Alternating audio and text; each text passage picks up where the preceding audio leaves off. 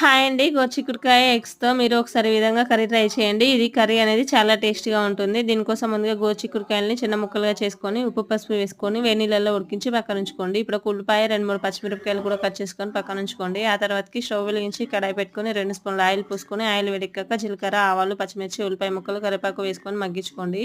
ఇప్పుడు అందులోకి అల్లం వెల్లుల్లి పేస్ట్, పసుపు కూడా వేసుకొని ఒకసారి కలుపుకొని, ముందుగా ఉడికించుకున్న గోరుచిక్కుడుకాయ ముక్కలు వేసుకొని బాగా కలుపుకొని మూత పెట్టుకొని లో టు మీడియం ఫ్లేమ్లో ఉడికించుకోండి. ఇప్పుడు ఒక బౌల్లోకి 3 ఎగ్స్ తీసుకొని బాగా బీట్ చేసుకొని మగ్గించుకుంటున్న గోరుచిక్కుడుకాయ ముక్కలలో పోసుకొని మరో 2-3 నిమిషాలు మూత పెట్టుకొని మగ్గించుకోవాలి.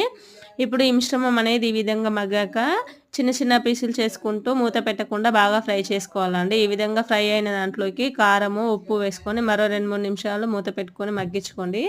ఫైనల్‌గా గరం మసాలా, ధనియాల పౌడర్, కొత్తిమీర వేసుకొని స్టవ్ ఆఫ్ చేసుకోండి. అంతే అండి, ఎంతో రుచిగా ఉండే కర్రీ రెడీ. మీరు ఒకసారి ట్రై చేయండి. వీడియో నచ్చితే లైక్ చేయండి. Bye bye.